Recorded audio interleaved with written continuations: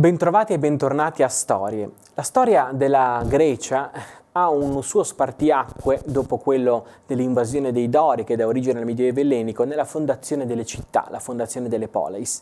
Successivamente alla fondazione delle poleis il grande spartiacque è la seconda colonizzazione. Dopo la nascita delle città, la prima colonizzazione aveva portato alla colonizzazione del Mediterraneo orientale, soprattutto della parte che noi conosciamo col nome di Asia Minore, di Turchia oggi, le coste dell'Asia Minore della Turchia, che avevano portato alla nascita di una zona geografica uniforme soprattutto per contenuti culturali. Poi c'era stata la seconda colonizzazione che aveva comportato un avanzamento nel processo di civilizzazione, in quanto chi rimaneva senza terra, chi rimaneva senza podere, partiva all'avventura per la fondazione di nuova città. Una città veniva fondata per conto di un'altra città. Abbiamo visto dettagliatamente alcune di queste regioni fondamentali nel recente passato. Adesso vediamo quella che conosciamo col nome di Magna Grecia.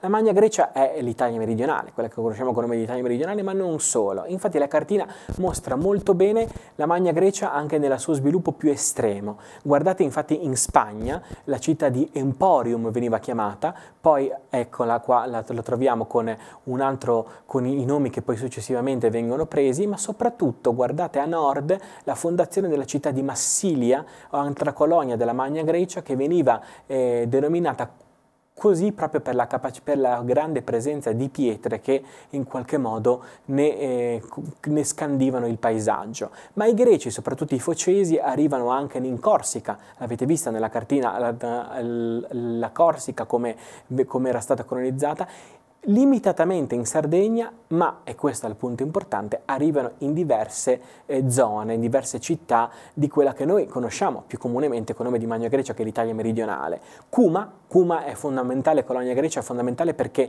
gli abitanti di Cuma poi partono alla conquista di Napoli, fonderanno Napoli, la Neapolis. Napoli è la nuova città fondata dagli abitanti di Cuma che abbandonarono la loro vecchia città. Vedete la nascita di Cuma, oggi anche un sito archeologico splendido, Cuma, poi da Cuma loro si sposteranno e andranno a fondare la nuova città, Neapolis, che appunto vedete lì accanto è l'embrione di quella che è la città di Napoli. Ma poi Posidonia, chiamata anche Pestum, Elea, Pixus, e poi se scendiamo con la cartina possiamo imparare altri nomi che sono di fondamentale importanza per quanto riguarda la nascita delle colonie della Magna Grecia. Vedete Sibari, vedete soprattutto, molto interessante, Taranto.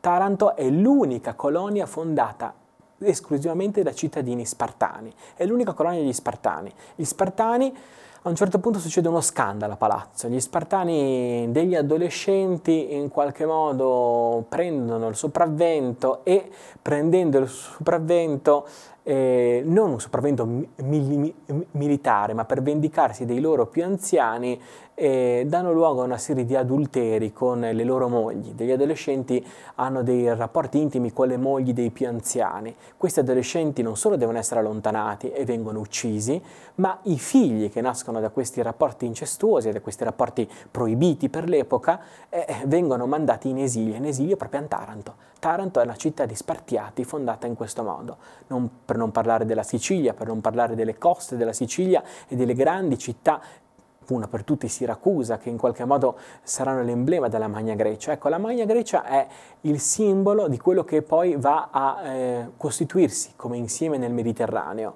un insieme di città che tutte dipendono da una città madre e che hanno un rapporto particolarissimo perché costituiscono un insieme autonomo e coerente, e che non è circoscritto soltanto all'Italia meridionale, ma anche alla Francia del sud, Marsiglia, e anche alla zona che poi sarà la zona visigotica della penisola iberica e quella risalente quindi alla Spagna del VII secolo a.C. e alla Corsica. Tutto questo è il mondo greco come lo conosciamo noi oggi. In questo contesto si svolgerà la storia che andremo a raccontare nelle prossime puntate.